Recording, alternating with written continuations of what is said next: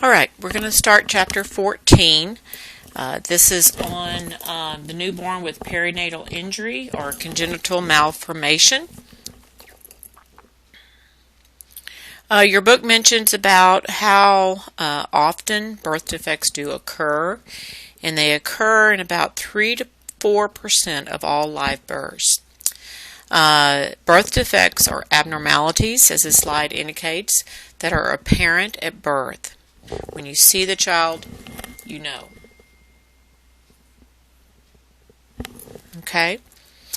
On page 325, there's a little box, 14-1, that talks about classifications of defects. And you do need to know this. And I apologize, the slide still says 322, but it's page 325. Okay? Congenital anomalies rank number 1 cause of death when you look at infant mortality in the United States. So birth defects can include defects that involve the skeletal system. So as a nurse, it is very important for us to be observant of any malformation, missing limbs, and believe it or not, this can be subtle. Inborn or inherited diseases such as cystic fibrosis and PKU. There could be disorders of the blood where they either have a reduced or missing blood component such as sickle cell, thalassemia, or hemophilia. And then chromosomal defects such as Downs or trisomies, and injuries, which most common among premature births, as I mentioned in chapter 13 with intracranial hemorrhage, okay? Or even shoulder dystocia that you may see in larger babies or even post-term deliveries that may cause a brachial plexus. So abnormalities can be functional, they can be structural, or they can be metabolic. They may have physical and or a mental disability. These children may live with it all of their lives, or these disabilities may be fatal.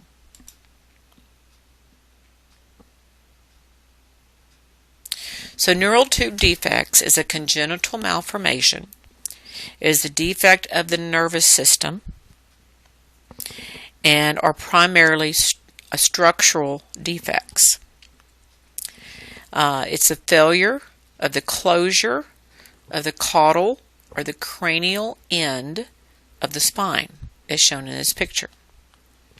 These children can have or can be born or develop hydrocephalus, which is basically fluid on the brain, okay, or spina bifida, as you see in this picture. So hydrocephalus is characterized by an increase of cerebral spinal fluid, or CSF. This cerebral spinal fluid is increased within the ventricles of the brain. Basically, there's an imbalance between the production of large amounts of CSF and the ability of the body to reabsorb within the ventricles. So with this imbalance of CSF and the body's ability to reabsorb, it causes pressure changes, it causes an increase in head size, and then of course, as it is a result of that imbalance. Okay? So, what do you think, just before we go on, what do you think one of the assessments that you are going to identify in a child with hydrocephalus? I hope you're thinking bulging fontanelles. Okay? That's one. All right. There's 2 classifications, communicating and non-communicating. Communicating is when the CSF is not obstructed in the ventricles. Okay? It flows freely, but it's just not adequately reabsorbed in the subarachnoid space. Non-communicating is where there's an obstruction of the CSF flow from the ventricles to the subarachnoid space. So how do you remember that? Well, non-communicating obstruction. Okay, it can't get through, if you can think of it that way. Communicating, it can get through, it's just can't be reabsorbed. So hopefully that will help you remember the two different types or classifications. Most commonly, though, it is an obstruction. It may be caused from an infection or may be caused from a perinatal hemorrhage. As we talked about with prematures, they're at risk for intracranial hemorrhage. Because their little brains and skulls are very fragile. Symptoms, of course, depend on the site of obstruction and the age at which it develops. So manifestations, again, depend on the time of the onset and the severity. The classic signs are an enlarged head. So what is one of the assessment things we do in the delivery room or soon after delivery? Checking the head circumference, exactly. That way, if anything starts changing, okay, and we do a head circumference on these little ones, we can identify if there's a significant change, okay? And we're not talking, by 3 weeks, it's 3 centimeters different. I'm not talking about that. I'm talking about we measure in the delivery room 34.5 centimeters, and maybe hours or maybe within the next day, it's 37 centimeters. Okay, that's a huge difference, and that shouldn't happen. The cranial sutures may be separate. Okay, so we check the fontanelles as part of our assessment, right? I always have y'all feel the anterior fontanelle and then slightly brush your hand along that middle suture line, that sagittal suture line, okay, to the occipital, okay, area, and feel that for that posterior fontanelle. So we're feeling for bulging fontanelles. We're also feeling to see if those suture lines are well approximated. Okay, they are together. Not they can be overlapping initially because of the molding and the way that it allows the head to get through the pelvis. Okay, but you should not be able to put the edge of your finger down the middle of sutures. Okay, of those two bones. That would not be normal. And so that is a definite sign, or another sign, not a definite so much as another sign of hydrocephalus. The scalp may look shiny, and the veins on the scalp and the forehead may be very dilated. Now in this picture, you see how the eyes are kind of looking down. This is what we call sun or setting sun. And this is when you have marked or an obvious hydrocephaly. So in diagnosis, translumination. This is an actual passing a light through the walls of an organ to visualize the fluid. So they take a flashlight with a cloth over it in a dark room, and they look for areas of increased luminosity, kind of a halo effect. And if they see this halo effect, it is not normal. They can do echoencephalography, CAT scans, MRIs, and in diagnosing also, which also may be part of the treatment, is a ventricular tap or puncture where they actually drain some of the fluid and test it. Medications are used many times to reduce the production of the cerebral spinal fluid, or CSF, acetazolamide and furosemide.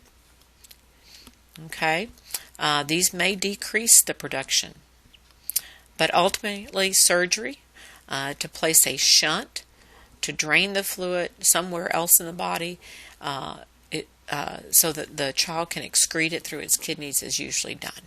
Okay. Pre-op and post-op care. With an enlarged head, these babies don't turn on their own typically anywhere, but they usually can move their heads, right? They may not be able to move their head from side to side. So frequent position changes so that we maintain skin integrity. The head must be supported. Again, it's going to be very heavy. Babies typically cannot hold their heads up anyway, but whether it's a newborn infant or a couple of months old, their heads have to be supported at all times. And then continued monitoring of head circumference to see if it's increasing or not. FOC measurements, which is the head circumference, are required measurements or required assessments that we need to do, observing also for sunken or bulging fontanelles. A rapid increase of fluid in the brain may cause seizures, so we're going to be providing seizure precautions before and after, okay? Keeping the head in semi-Fowler's position, again, to avoid pressure buildup, either before and after, especially after. We don't want a lot of excess pressure against those surgical sites. So the biggest risk for these kids is increase in intracranial pressure, or ICP. Okay, so we need to watch for that. We want to prevent infection postoperatively. If they had a shunt placed during surgery, there's a way to depress the pump, but that's only with special orders or protocols. We just don't, as a nurse, take it upon ourselves to determine, it looks like, they're developing more swelling or more fluid. We're going to depress this shunt and drain it. That is actually physician ordered, okay? Again, positioning, providing pain relief measures, using pediatric pain scales to determine how to medicate these children. Vital signs, head circumference, and provide feedings to help to promote healing. So symptoms of intracranial pressure: increasing intracranial pressure, increased blood pressure, decrease in pulse rate, decrease in respirations, a high pitch cry. They may have unequal pupil sizes. They may not respond to light equally. Okay, bulging fontanelles. They may be irritable or lethargic, and they're not going to eat as well. So very important that we monitor this, and this just is added to the list of things that we're going to be paying attention to with these little guys. This is a shunt that is basically inserted in surgery. And it's inserted into the ventricles, and you see how it kind of comes back below. And this is internal, okay? This is where that pump I was talking about is typically kind of back behind the ear area where it's really not visible. And then it comes down through the body and empties into the abdominal cavity, reabsorbed into the tissues, and then excreted. Part of your nursing care, of course, besides the vital signs and the head circumference, is also to measure the abdominal girth, okay? Because the shunt basically goes into the GI tract, and there may be a problem with the reabsorption. So we need to watch for signs of course, intracranial pressure, because it's going to be backing up into the brain also. But then we will also be watching for that increase in abdominal girth and making sure that things are being reabsorbed like they should.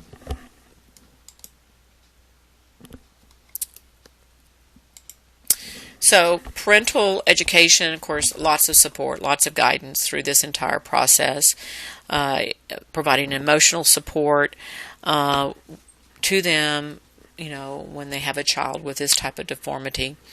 There are children in this world that live with hydrocephaly. We had a student a few years ago that had a little boy. He was not born with it. He had I can't remember all the details, but he got sick. And he started having problems, and they took him to the emergency room, and sure enough. And all they can think of, it was either infection or an injury, to 2 or 3-year-old falling down and bumping their head or whatever, and that's what led to his hydrocephaly. And so this child, lives a normal, healthy life. He does have a shunt. The parents know how to manage this, and he's constantly monitored. But it was a hard blow to them when they realized this is something they had to deal with, and they thought everything was fine and just a normal, healthy little 2 and 3-year-old. 80% of children with hydrocephaly do survive with early treatment. Approximately 1/3 are normal, have normal physical and neurological function. Again, early detection and early treatment is very important. So let's talk a little bit about spina bifida. Okay, you have a couple of different types. Spina bifida is another group of central nervous system congenital neural tube defects where there's an imperfect closure of the spinal vertebra. Now, does anybody remember way back in chapter, I don't remember, okay, what vitamin supplement that we recommend to childbearing women to take to prevent neural tube defects? Folic acid, right, okay, 0.4 milligrams, okay, or 400 micrograms, same thing, okay. We also recommend that they continue that during pregnancy at least through 3 months or their first trimester. But many are continuing it throughout because most of the time, or many of your prenatal vitamins carry it. Okay? So 2 types. You have 2 types and 2 forms. Okay? The 2 types are occulta and cystica. Occulta is a minor variation of the disorder. It's usually hidden. The opening is very small. It is not associated with any protrusion of structures and many times goes completely undetected, as shown in this picture. There may be a little tuft of hair or a dimple or lipoma or discoloration at the site. Okay? So that is something, when we turn that infant over and we're rubbing our finger along their spine and we're looking at the base of their spine, that's one thing we're looking for. Okay? The spina bifida cystica is when there is a development of a cystic mass in the midline of the opening. And from there are 2 forms of cystica. The meningeocele or the meningeomyelocele. Okay? The meningeocele contains portions of the membranes and the cerebral spinal fluid, and the size may vary. Only the meninges protrude, but the spinal cord is completely normal. Okay? There is typically no weakness of the legs or sphincter involvement of the anal sphincter, and surgical correction is performed with excellent results. Then the other type of cystica, or form, not type, I'm sorry, meningeomyelocele, is much more serious protrusion of membranes and spinal cord through the opening. This may be associated with paralysis of lower extremities, may have poor or no control of bladder or bowel. Now, of course,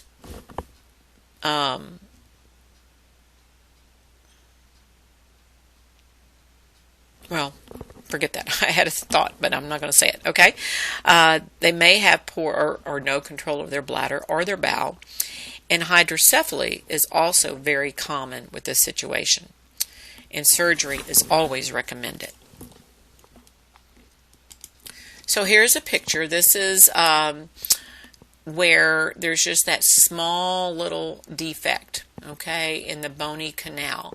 So like, the occulta, maybe a dimple, maybe like a little tuft of hair, lipoma, some discoloration, but there's just a small little defect that can't be seen on the outside unless there is like a lesion or a dimple or a tuft of hair. Okay? With an meningeocele, you have the spinal cord here running through. You have the defect in the bony canal of the vertebra. Okay? And this right here is the meninges. Okay? And that is the only part that protrudes. And like I just mentioned, good results. Typically no issues with paralysis or involvement with the sphincter. Now with meningeomyelocele, which is the more severe form, you can see here's the spinal cord through here. Here is the defect in the bony canal in the vertebra, the meninges, and then the spinal cord is also protruding.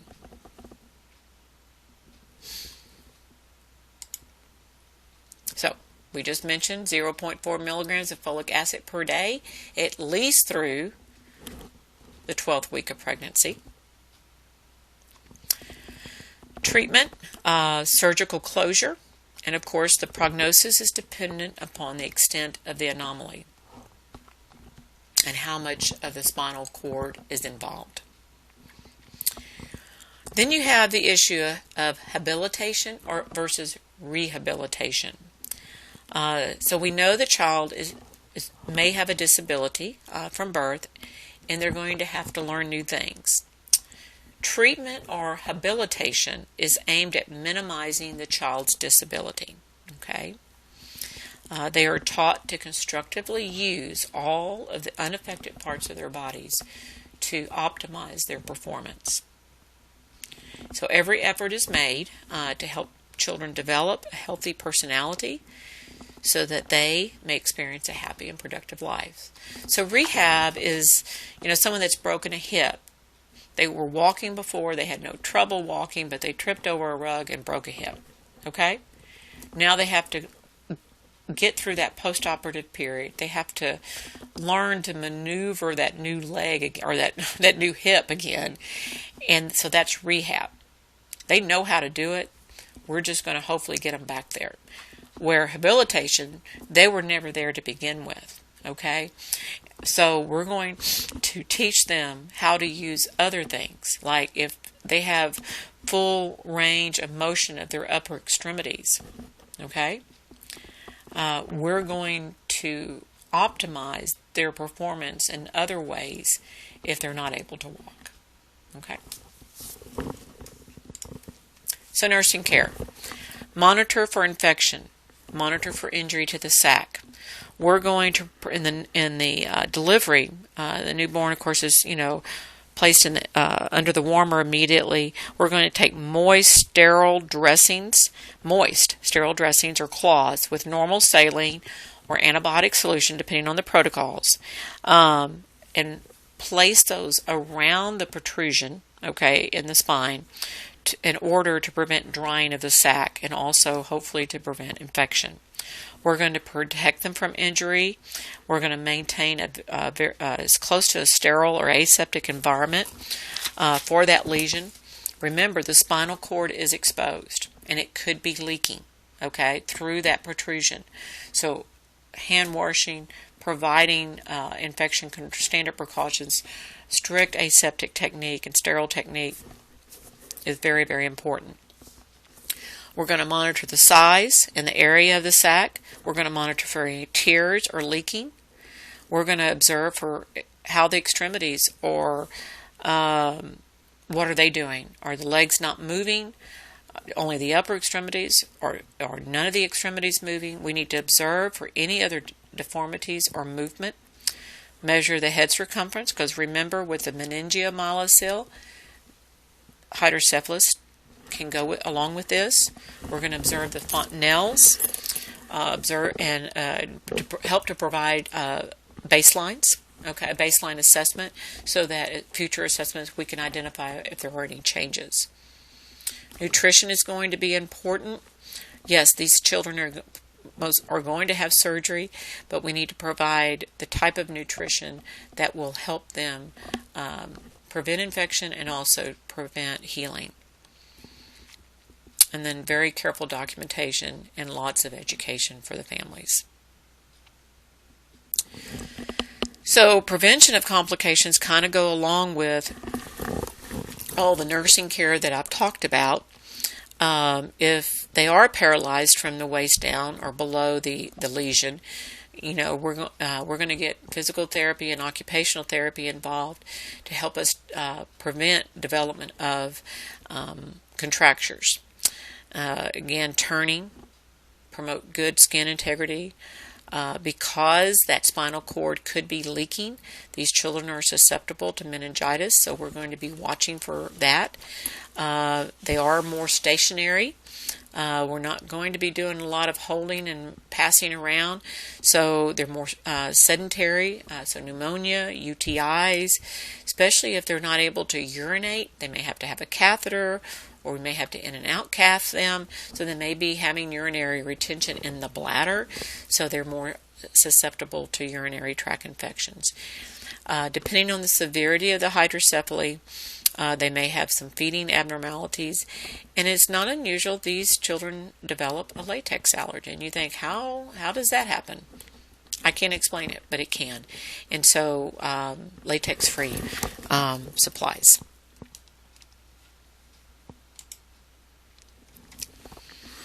GI system is next. So one of the things many of y'all have helped me with in the delivery room is to assess for cleft lip and palate. Many times these can be identified early on or during pregnancy through ultrasound, but maybe the person didn't have prenatal care. Okay, it is during the 7th to 8th week of gestation when this part of the development is occurring. Okay, so the 7th to 8th week is around when this area of development is occurring. It is in the endoderm layer of development. So looking back at chapter 3, page, I believe it was around page 35. Okay. There's a chart that outlines what body parts that develop from primary germ layers. So it might just be a good little review to go back and just look at it. Okay. With the cleft palate, this is the failure of the hard palate to fuse. It forms a passageway between the nasopharynx and the nose. So we typically take our little gloved pinky finger and we put it inside the baby's mouth. And, of course, hopefully they're sucking on our finger, which is good, but we're also feeling the roof of their mouth to see if there's any type of opening in that cleft palate. Typically, these go together, but sometimes you'll only have a cleft palate. And you're not going to necessarily see that externally. So that's why it's very important to still check it, even if we do not see a cleft lip.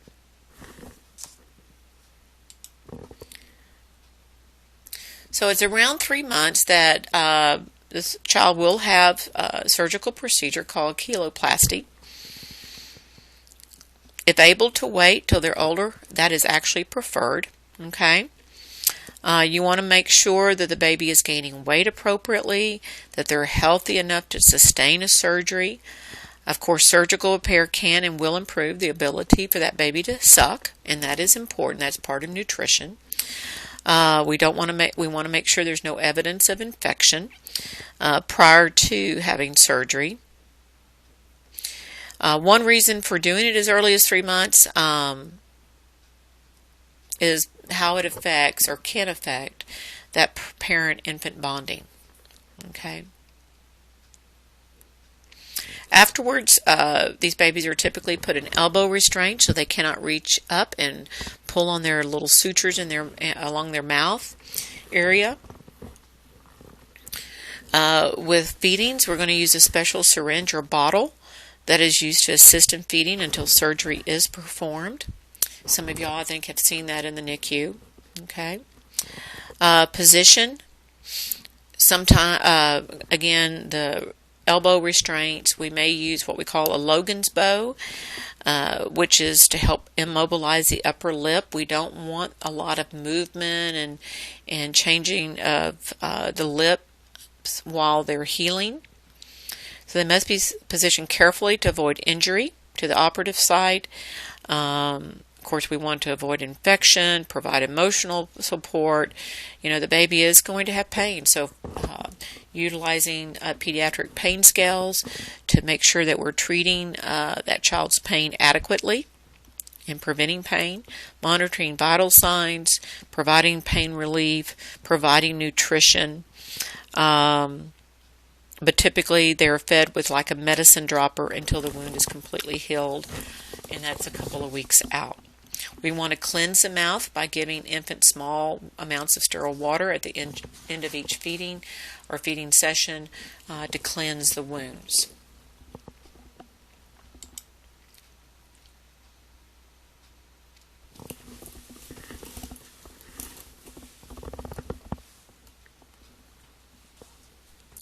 So with the cleft palate, of course, we want to provide a union of the cleft, that hard palate, okay, that is separated.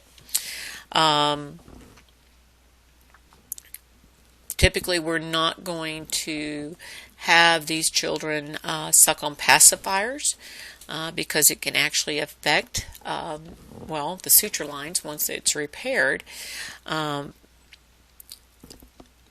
Oral hygiene is just like the cleft lip.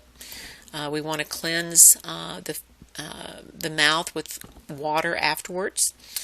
With older children, toddlers, or older children, as they are starting their verbal skills, we want to provide speech therapy. We want to encourage correct pronunciation of words. During initial healing, of course, diversional activities, depending on the child's age. We want to avoid crying because it puts a stress on the suture lines. Play therapy, color, again, older children, coloring, drawing, reading. Infants, cuddling, swaddling, consoling, okay. Some complications of these children are ear infections and tooth decay. And it does take a multidisciplinary approach for both cleft lip and cleft palate to provide the support physically and emotionally to these children and family.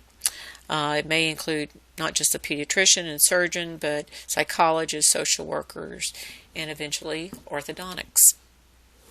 Follow-up care is very important. Discharge planning, providing instructions to families for home care. And usually surgery is done for the cleft palate between 1 year and 18 months.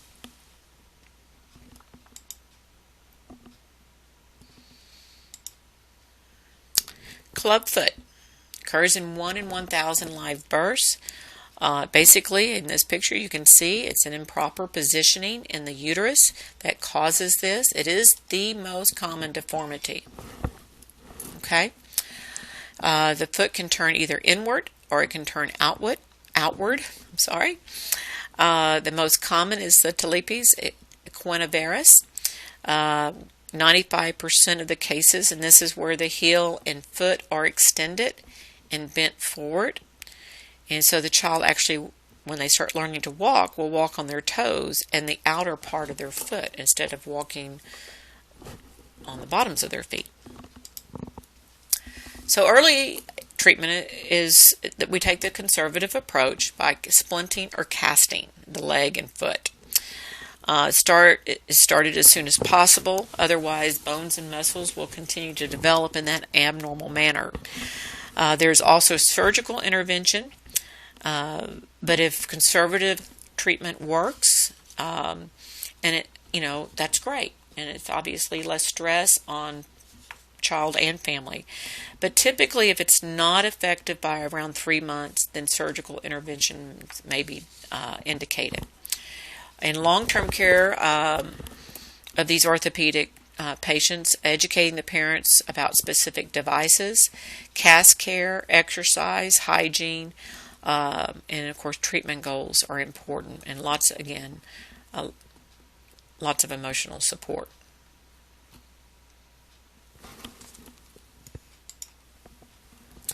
Hip dysplasia. So you can probably see in these pictures, you see how this leg goes further down than this leg. You also see the number of folds. You don't see as many folds or distinct folds on this side as you do on this side, right? Hip dysplasia, congenital hip dysplasia, developmental hip dysplasia, that's what it's called. Okay, you may hear all those terms used for the same thing. So A, you can see there's a limited abduction. Okay, this leg doesn't go down as far. B, you see the asymmetry of the skin folds, and C, you actually can see the shortening of the femur.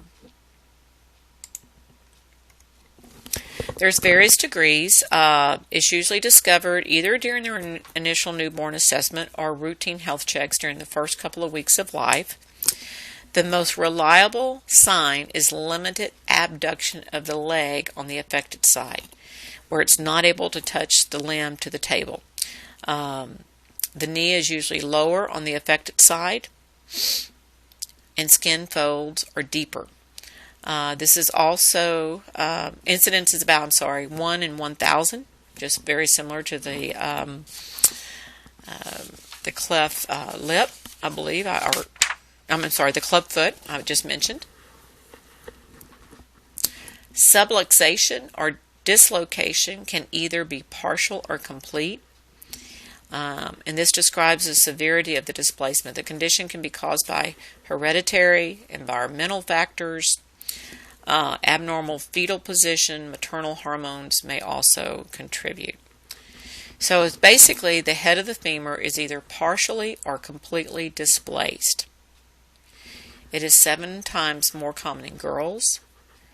And again, it's more apparent as an infant, but then also toddler as they start beginning to walk if it has not been diagnosed prior. 2 diagnostic tests or procedures. The Barlow's is upon adduction and extension of the hips. It may be possible to feel the dislocation actually occur. Okay. With Ortolani's sign, this is actually a click. As you are examining the infant, you can actually feel and hear the femoral head slip back into the acetabulum under gentle pressure. You're not doing this very hard. You're being very gentle. But as you are maneuvering the infant's legs, you may actually either feel it or hear it. And it's kind of a creepy sensation when you do hear it or feel it, because it's like, oh, wait a minute. What did I just do? Did I just break something? You didn't. It just has that sensation.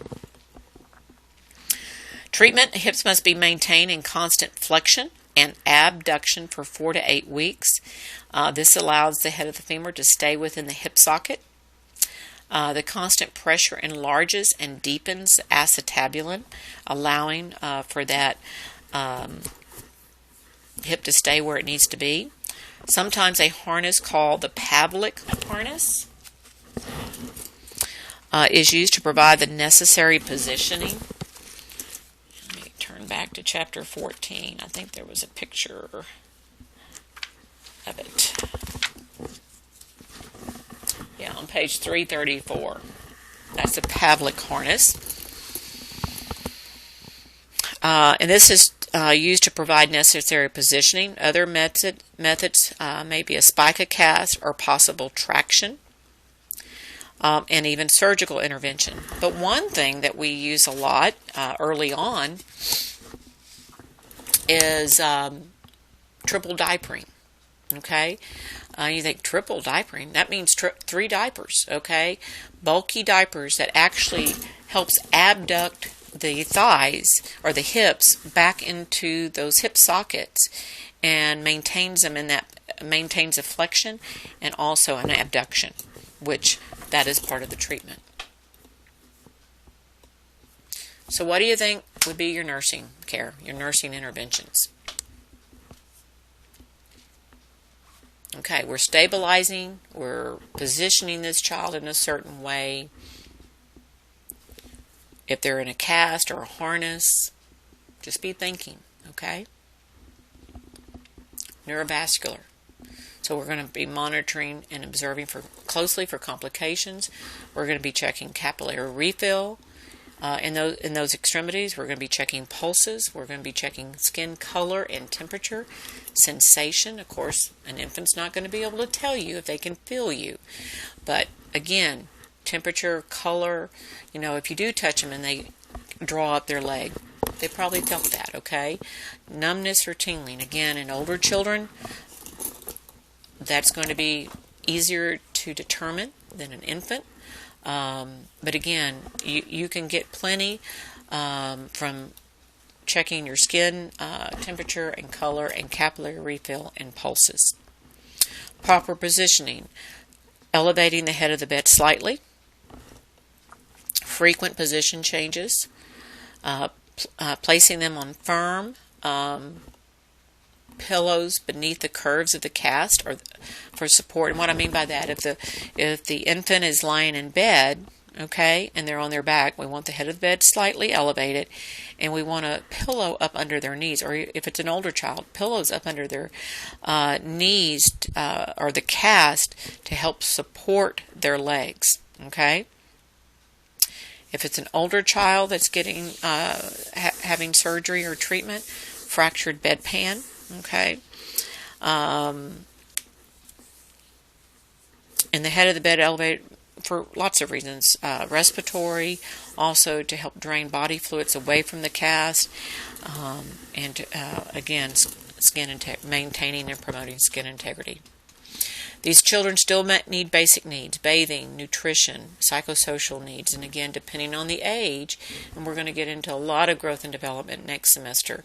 But, if it's a small infant, again, the cuddling, the holding, the swaddling, the comforting. If it's a toddler or preschooler or older child, diversional play activities that they can do in bed, distractions, toys, of course, appropriate for age, basic needs being met.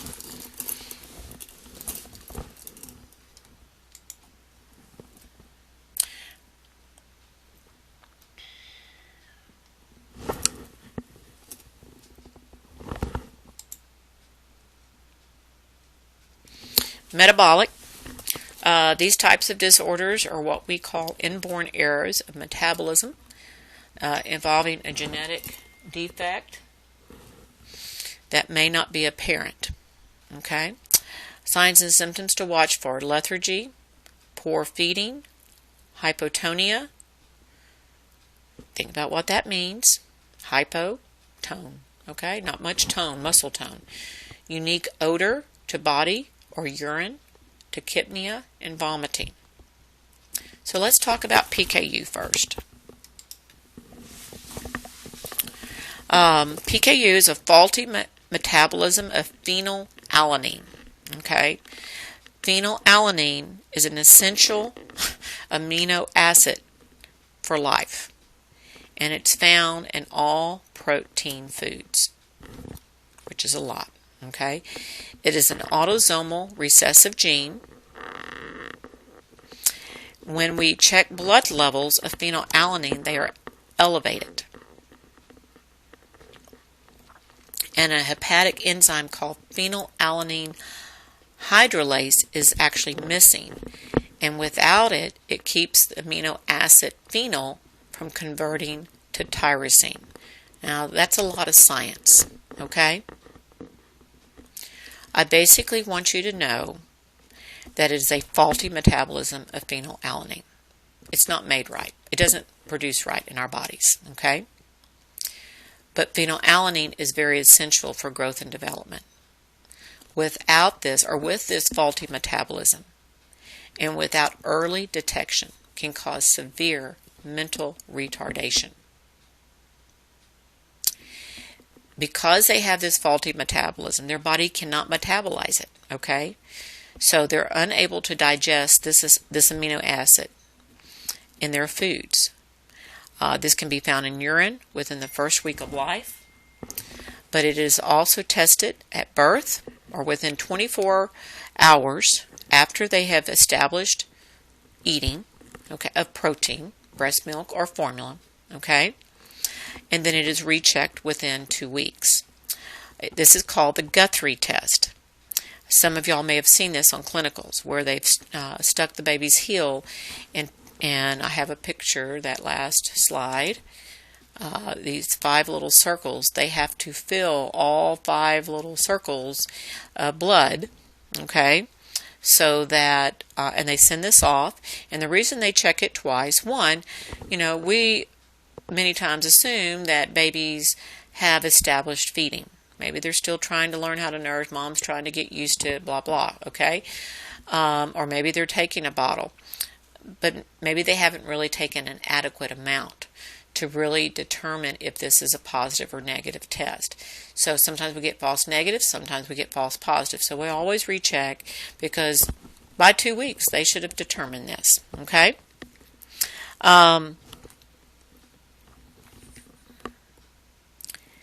If the child has not eaten, let's say it's a premature baby, we're going to hopefully, within 48 to 72 hours after they start taking nutrition, we're definitely going to be performing this test. If they're not eating, there's no reason to do it until feedings are started. This is required in every state in the United States because it is one of those conditions that it can't be prevented before birth, but it can be identified early and managed.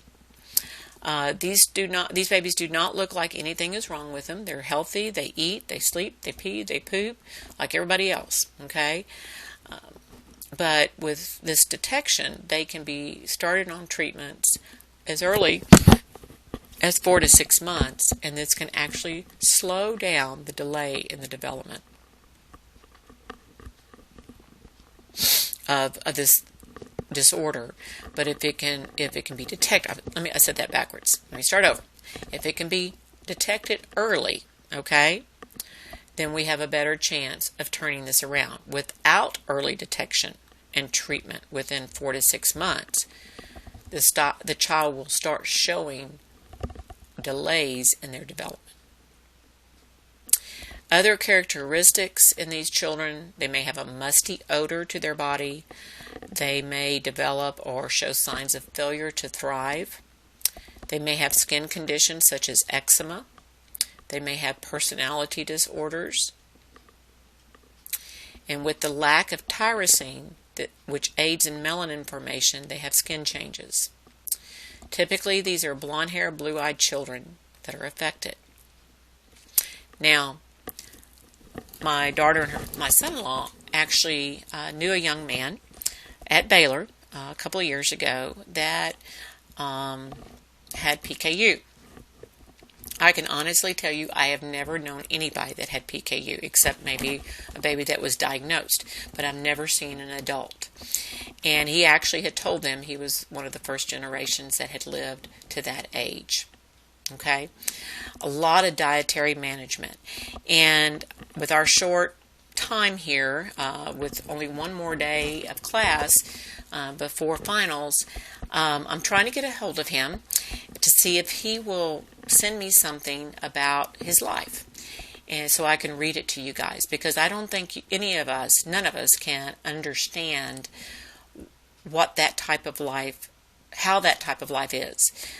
Total restrictions of certain foods, only things certain things he can eat, certain things he can't eat, and dealing with that as he's in his 20s now, but dealing with that as a young boy, as an adolescent, and how that affected his life. And I hope he'll get back with me and be able to share some things. If I can have him come in the spring, I will, because I think even though we'll be taking a little different approach, this is a disorder that is diagnosed soon after birth, and it is a disorder that affects children. And so hopefully he can come and talk with us. But in the meantime, understand what it's about, and that's really all I want you to know. It's a faulty metabolism. Okay? And without treatment, it can cause severe mental retardation. So treatment, dietary management. Serum levels, monitoring serum levels of phenylalanine. They have to eat synthetic foods and special formulas such as lofenolac and Phoenix-1. And again, education, education, education. Okay? These are kids that do not need to take aspartame. What is aspartame in? Think about it. Lots of our diet foods and drinks. Okay? They do need to have genetic counseling and appropriate referrals. With the serum phenylalanine levels, the goal is to keep these levels between 2 and 10. And by doing all of this, we can manage. And this young man, gone to Baylor, I don't know what his degree is, but, my daughter and son-in-law said, if you didn't know any different, you wouldn't know. And that's really cool that his family, supported him and helped him through all those years to help him to grow into a healthy adult. Maple syrup urine disease, and you go, what? Yes, okay. Again, this is another metabolic disorder. It's a defect in the metabolism of branched chain amino acids. These children have marked serum elevations of leucine, isoleucine, and valine. They can result into developing acidosis. It can cause degeneration of the brain and eventually death. And this can occur very quickly within about 2 weeks. These children, believe it or not, there is a maple syrup odor about their skin. So what happens, they actually develop ketoacidosis, which is similar to what happens to an uncontrolled diabetic. But they're not diabetics, okay? But it cannot be controlled with just controlling blood sugars and eating right. That doesn't change it, okay? They have a lot of feeding difficulties. They don't have that Moro reflex that is innate or, prevalent at birth. Respirations are irregular, and they can develop concussions. This is confirmed through lab test. Initial treatment, of course, is removing of amino acids and metabolites, hydrating and providing peritoneal dialysis, providing appropriate diet,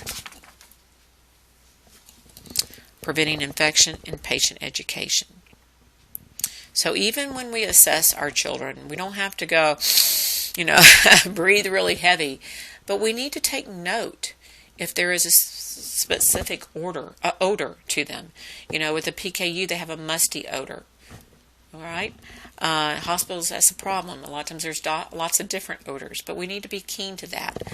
Here, their urine and their sweat, and their earwax, okay, cerumen, actually smell very sweet, like maple syrup. Never seen it, never smelled it, okay? I think I would pick up maple syrup.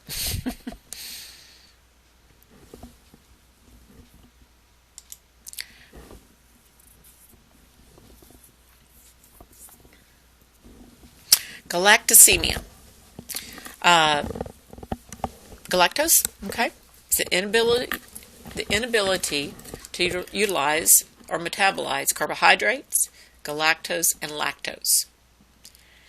An enzyme that is needed to help the liver convert galactose to glucose is defective, or it's actually missing. So this results in an increased serum galactose level called galactosemia. Galactose meaning the galactose, emia meaning blood, too much galactose in the blood. And also an increase of galactose in the urine, galactosuria. So these two things happen. What food product do we find galactose in? I hope you're thinking milk. Okay? So milk is something these children are not going to drink. So we want to eliminate milk and lactose products from their diet completely. There is actually no breastfeeding in these children either. We're going to provide lactose-free and soy-based products, and again, lots of parental support and education. Because, in our day and age, in our society, milk does the body good. Well, in this situation, it would not. All right. Onset is typically abrupt. Early signs are lethargy. They may start vomiting. They may be hypotonic, have diarrhea, start losing weight, or not gaining weight. Mom says, they're feeding every 3 hours, but they're doing a lot of vomiting and they have a lot of diarrhea. They're just not growing. Okay, that's why those first few weeks and months of newborn pediatric visits are so important to make sure growth and development is occurring. Jaundice may be present in these little ones. There are screening tests that are available ahead of time. So if in our prenatal history and assessment, if that is something the mom identifies, I had a sister or I had an aunt that had galactosemia or a cousin, that's something that needs to be looked at.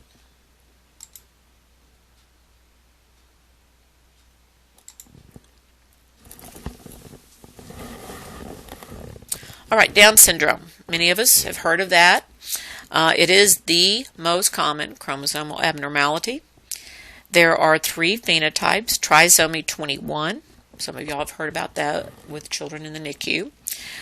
This is the most common.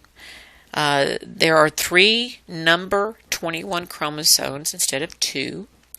That's why it's called tri for 321. Okay. This results from a non-disjunction or failure of the chromosomes to separate and segregate into daughter cells at time of cell division. Mosaicism. This occurs when both normal and abnormal cells are present. It tends to be less severe as far as how it may affect their appearance and intelligence.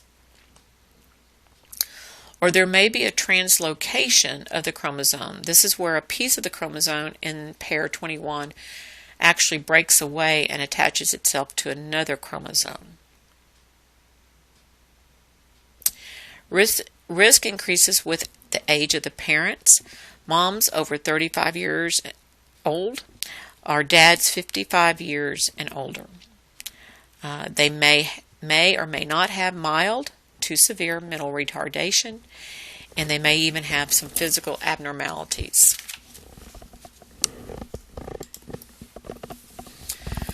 Screening is around 15 weeks. It is offered to pregnant mothers during a prenatal visit. This allows parents the opportunity to decide whether to continue or terminate the pregnancy. These blood tests are much more accurate than they used to be, but amniocentesis is still the most accurate, okay, or chorionic villi sampling. And these are some pictures. You see the eyes and the ears. It's a little hard with this one, but a little low set. In the middle picture, if y'all look at your hand creases separate. You see how this, even though there's a little deviation, it's one line, okay? Or normally there would be a break in that line, and that's called a simian crease. And then here, from this picture, I'm going to assume he has all of his little fingers, but you notice this one is a lot shorter. When you look at your fingers, they're kind of stair-step, right? Well, this one is significantly shorter than that one. They also may have extra folds in their neck, smaller head, rounder face, protruding tongue. They may also have congenital heart deformities. They're at high risk for infection, very prone to respiratory infection, speech and hearing problems.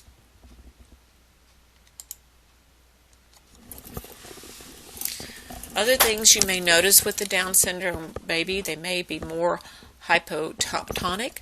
They don't have the flexion and tone of their muscles, their extremities. This is a kid that no matter what we're doing, we may not be able to maintain their temperature.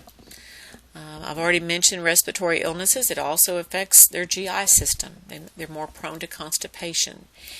And believe it or not, the incidence is higher in these children later in life for leukemia and Alzheimer's.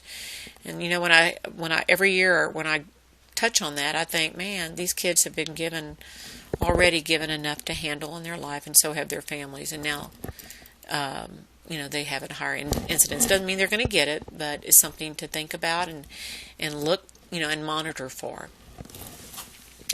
Lots of emotional support and education for these families. Perinatal injuries. I love this picture. It shows a little foot. All right. Erythroblastosis fetalis.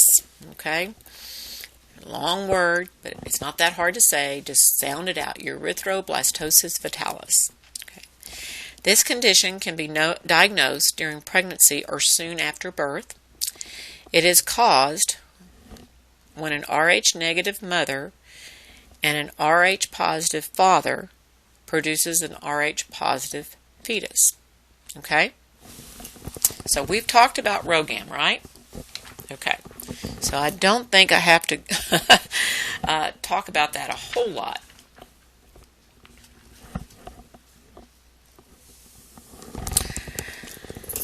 And on page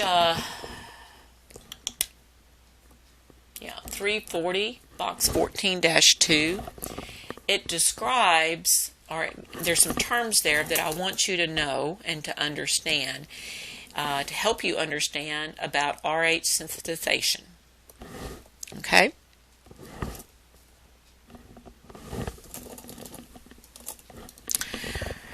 Rarely does maternal and fetal blood mix during pregnancy, and we've talked about that, right? But there is always the potential for small leaks that allow the fetal blood to enter the maternal circulation. We've talked about during amniocentesis that can occur, during miscarriages or abortions that can occur. It can occur during delivery as well. Not likely, but it can.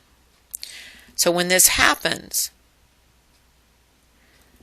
the reason we treat mom with ROGAM during pregnancy and within 72 hours after delivery, okay, we want to prevent mom from developing antibodies against the Rh positive cells.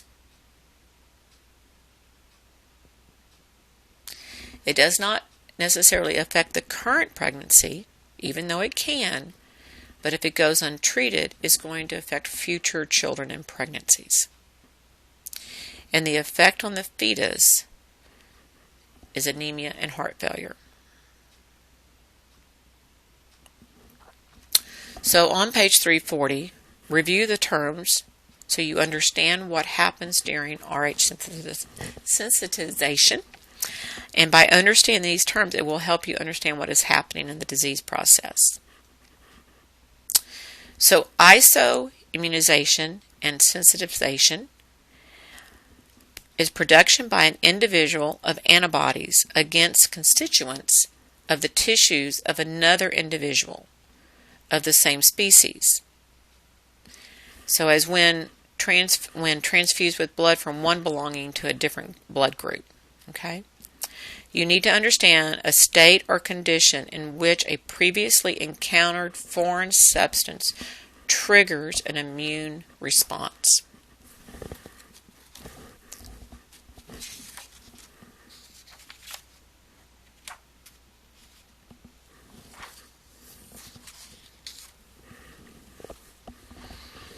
So let me see if I can say it another way, just to make sure y'all understand. And if you do not, you need to ask me, okay?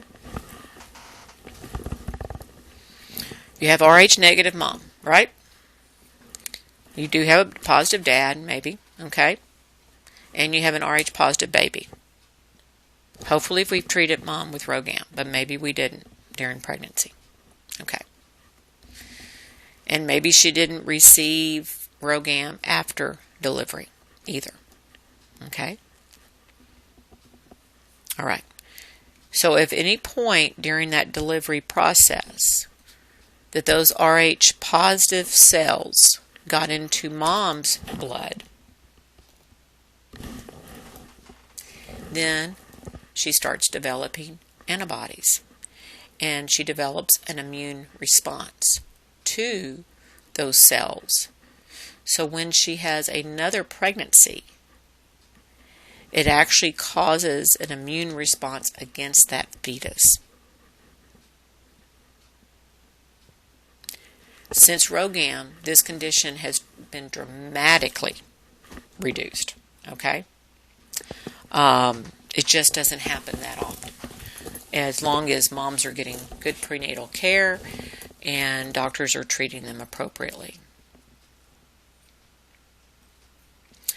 The ABO incompatibility that I mentioned earlier that causes pathological hyperbilirubinemia or pathological jaundice is probably even more common than the Rh factor.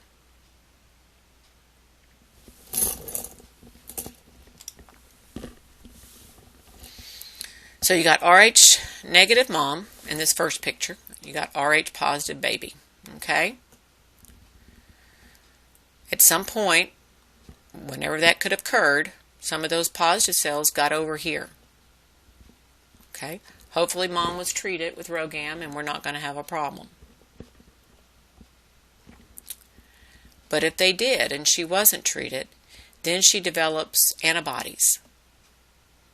And so then when she gets pregnant next time, these antibodies start attacking the normal Rh cells, fetal cells in the baby, in the new baby, in the current pregnancy she's having, and causes hemolysis of red blood cells. And that is erythro, which means red blood cell, okay? Blastosis, it blasts them out, it destroys them in the fetus, fetalis. Okay, that's where that word comes from. Okay, so again, history, previous Rh sensitization, making sure they've got their ROGAM, whether it's ectopic, abortion, amnio, whatever. If they've ever received a blood transfusion, we want to determine that. If they've ever had, or with their neonate, with their new baby, did they develop jaundice immediately? Do they have anemia, problems with anemia? Indirect Coombs, okay? A Coombs test actually measures Rh positive antibodies in the mother's blood, okay? And it directly measures the antibody coated with the Rh blood cells in the infant's blood. So, of course, we want a Coombs test to be, what, negative, right? We don't want that to be positive, but it is. That helps us to diagnose erythroblastosis. Again, we want them to be treated with ROGAM with amnio, and then, of course, we're going to be monitoring their bilirubin levels. So, prevention, ROGAM, okay? 28 weeks, and then it's 72 after delivery, ectopic abortion or amnio. So these babies are going to be anemic, they're going to be jaundiced, their bilirubins will be elevated. We have to distinguish erythroblastosis from ABO incompatibility. Okay, we have to distinguish what the problem is and what's causing it. They may have enlargement of liver and spleen. They may have a decrease in blood volume. They may have what we call kernicterus, opisthotonus, and we're going to talk about this a little bit more. They may develop seizures, and they may even develop shock and heart failure.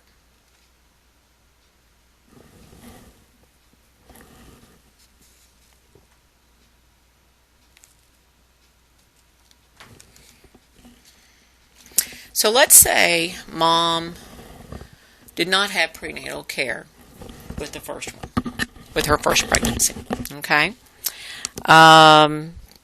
Maybe she didn't even know her blood type. She has prenatal care with her second one, and, they find out that she's Rh negative. Maybe she knows her baby's blood type now, and she tells them it's positive, or maybe she doesn't, okay?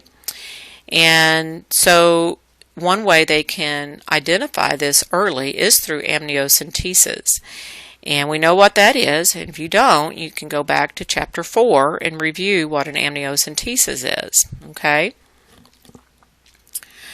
But they can actually determine how many of these antibodies have developed. They are able to also monitor the actual bilirubin levels in the amniotic fluid, okay?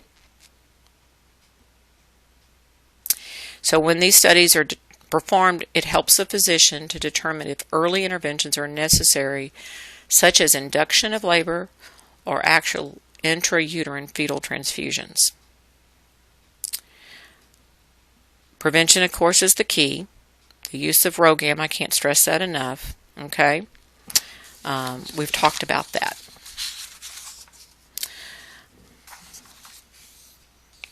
So it's at birth when they do a Coombs test or direct Coombs test on the umbilical cord blood. A lot of times you'll hear, if you've, of course, a lot of things are happening during the delivery, so you may not have heard, but they always say, "Here's the cord blood," and the nurse puts it in a tube and it's sent to the lab.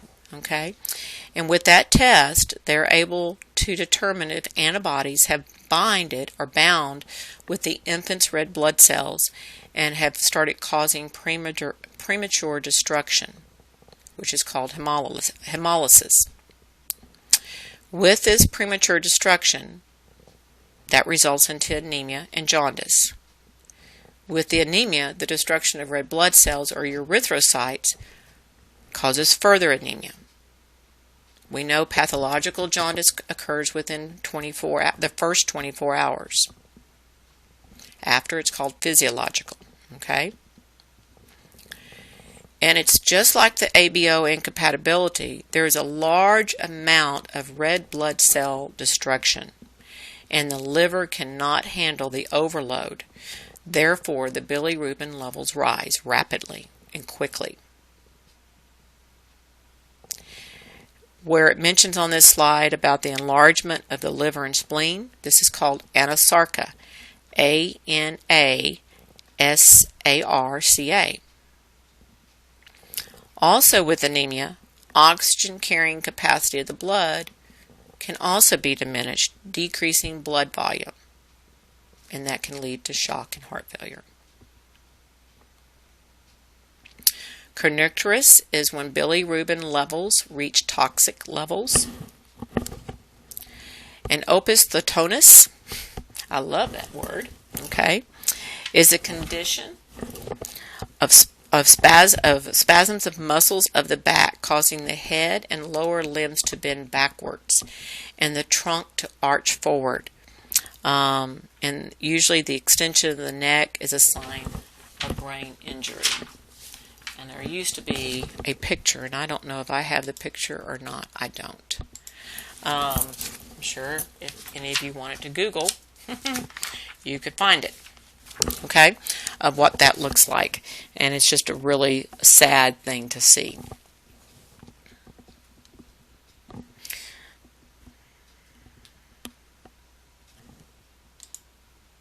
So treatment, of course, monitoring bilirubin levels, assessing, is that child turning yellow, identifying prenatal labs, and following up on newborn labs as quickly as possible. Drug therapy, TIN mesoporphyrin is actually a drug under study to eliminate the need for exchange transfusions. These babies may need exchange transfusions. And when I say a blood transfusion, we're not talking, the 200 or 300 milliliters our adult patients get. We're talking 10 milliliters, 20 milliliters at a time. And during phototherapy, just like with hyperbilirubinemia or jaundice, we're going to cover their eyes and their little private areas to avoid overexposure to the ultraviolet rays. Continue to monitor bilirubin levels and report those appropriately. If an exchange transfusion is needed, proper care of the central line. Skin assessment, assessment of the color of their sclera.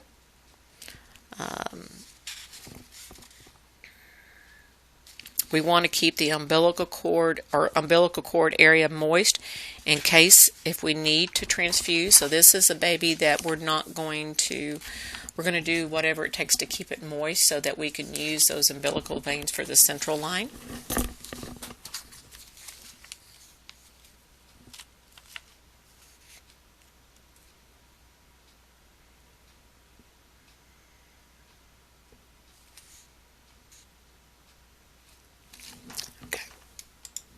All right, I've already talked about ABO incompatibility, but the same things that can happen with erythroblastosis fealis can happen here also as well.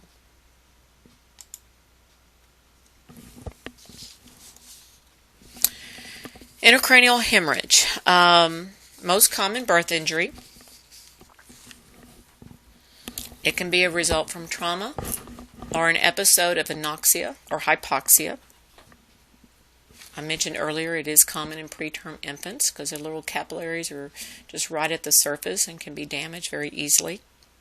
This can also occur during a precipitate delivery, a very fast delivery, or a very prolonged delivery, or a delivery where we have to use instrumentation.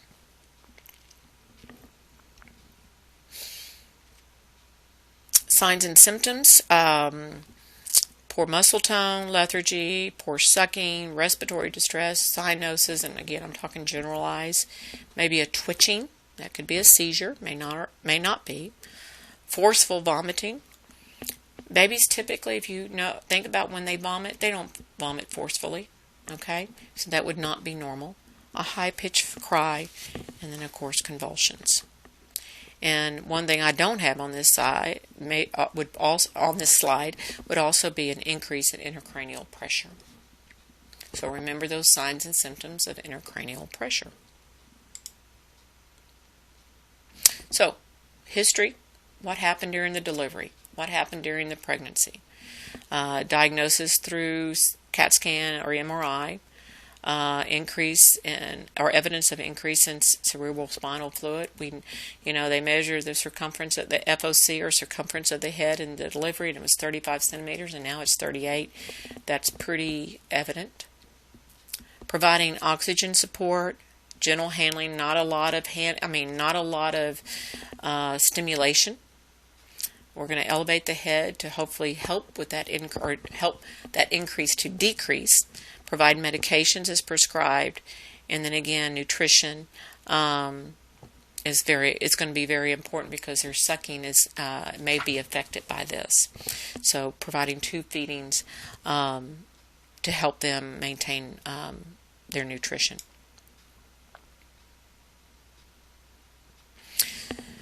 So, anytime someone has a seizure or a convulsion, our immediate thing is, of course, to notify the physician. But in the midst of it, okay, and I say immediate, but before you call that physician, you've got to stay with that infant or that person and assess were the arms and legs or face involved? What was involved? Was it just the face? Was it just the upper body? Was it all of the body? You need to know that, okay? If you call the physician and say, baby John is having a seizure, well, what's happening? What was involved? Stay with the baby. Don't leave the baby's side, okay? Get somebody else to call the doctor, all right? So that when he or she arrives, you can give report on how that baby did or what took place. Was it just the right side, left side, or was the entire body involved? Were they mild, a mild twitching, or was it a tonic-clonic seizure? How long did it last? That's very important. What was the condition of the infant before? What were we doing with that child before? Were we bathing that baby and it set off a convulsion? Or was that baby sleeping and all of a sudden you notice something change in the vital signs? Skin color, respiratory status.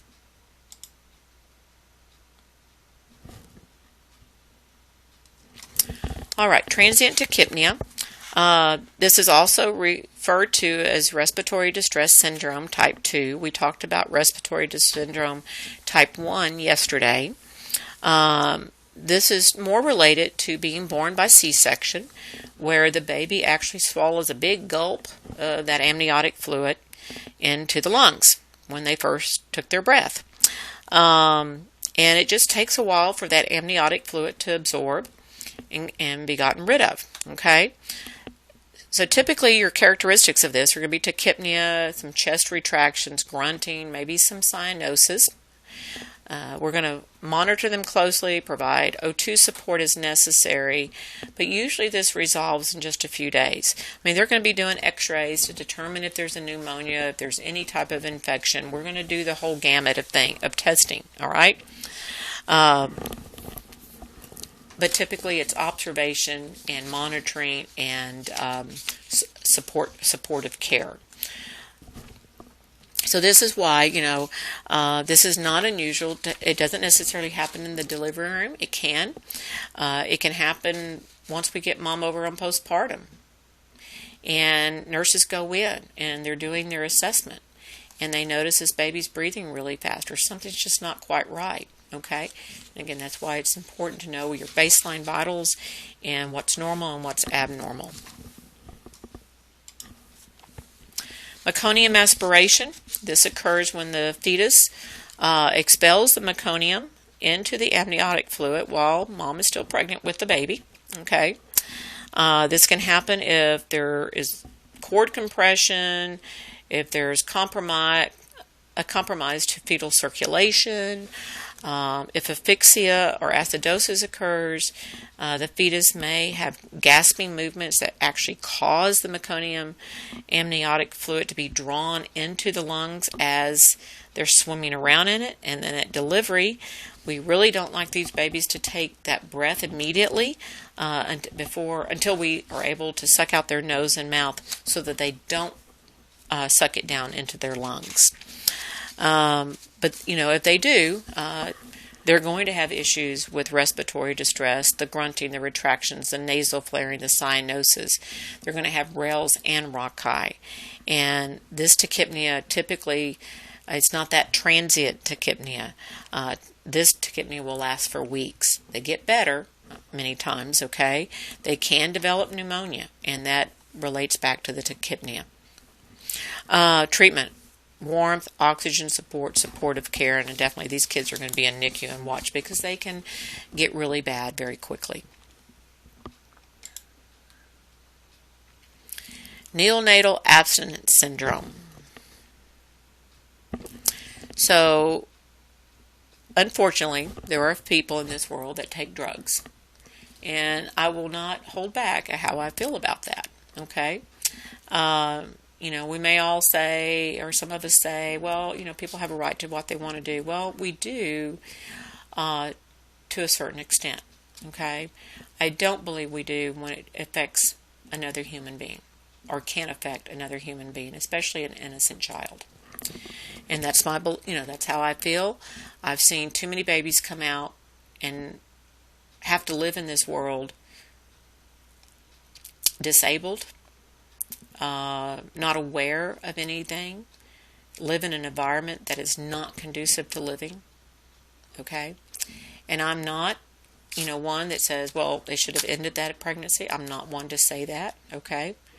But it is really sad when these children are born into homes where there is drugs and alcohol.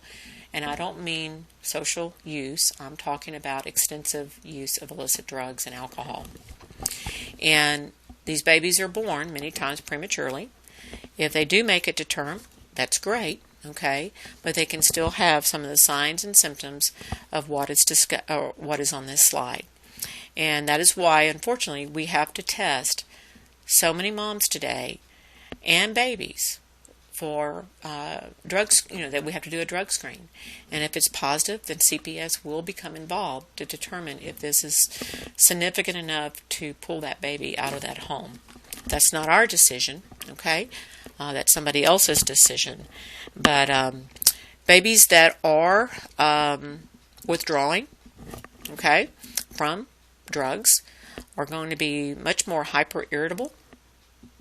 Crying, just irritable, period. Okay, that's all I can say about that. They're awake, they have diarrhea, they don't feed, they sneeze a lot, and I don't mean just an occasional achoo. I'm talking sneezing, and they're yawning. And again, not because they're tired, or they may be tired because they can't go to sleep, okay? And I know we only have 2 more Mondays, so those are with me. When you're in the NICU, talk to your nurses about the neonatal abstinence syndrome. See what their protocols are. What do they do in those situations? Because it is something that is tested on NCLEX, believe it or not. And it might be nice to hear a little bit more about how it is managed. Again, most of the treatment with this, it could be weaning them off of the drugs that they are on slowly so that they don't go through a total withdrawal immediately, because that can kill them or significantly compromise them. Very quiet environment, swaddling. I have phenobarb here, but there may be some other medications that are given to prevent this child from completely withdrawing immediately.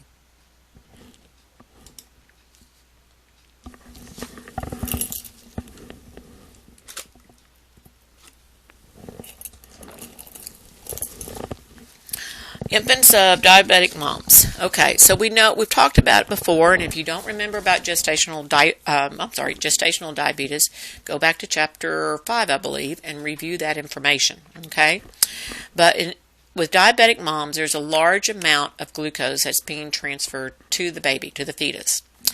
And when these babies are born, they typically are hyperglycemic. And as this slide indicates, the fetal pancreas produces a very large amount of fetal insulin. So this actually leads to hyperinsulinism,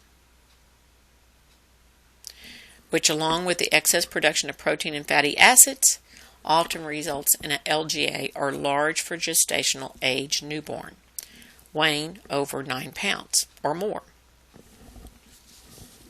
Many hospitals have protocols in what they determine is a large for gestational age. And I believe Scott and White is 8.8.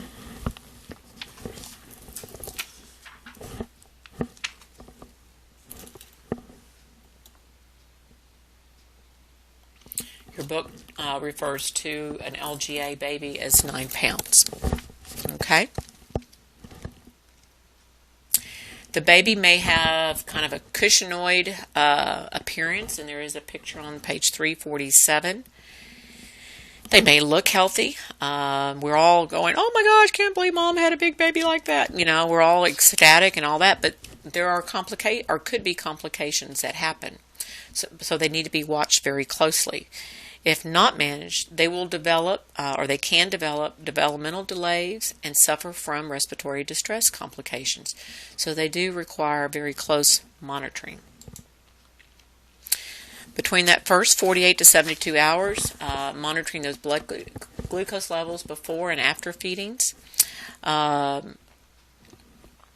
monitoring for hypocalcemia and hyperbilirubinemia. We're going to be monitoring for respiratory distress complications, irritability, tremors, or jitteriness. Jitteriness would be a sign of what? Hypoglycemia. Okay? Developmental deficits. And remember, we like glucose levels above 40. Okay? Glucose levels below 40 can result in brain damage if it's sustained. Okay? I mean, one glucose level of 35 doesn't mean they're going to have brain damage. We don't want to take that chance. Okay? Sustained hypoglycemia is more that causes more of a risk, but we don't want that to happen at all. Okay? And if we're doing our job and monitoring them closely and following the protocols, then that should not happen. But these babies, because they are so big, they are burning glucose like crazy when they're born. Okay? To maintain their body temperature, to maintain their respirations. And so by burning all that energy, they're using up those glucose stores and those glycogen stores, and that glucose level is going to drop. So these babies, we want them to feed pretty quick, okay? And then we're going to be checking their blood sugar to determine if it's stable or it's dropping. All right. So that's the end of Chapter 14. Please listen to it. I hope you did. I guess if we got to the end, you did. All right. Y'all have a great weekend and happy Thanksgiving.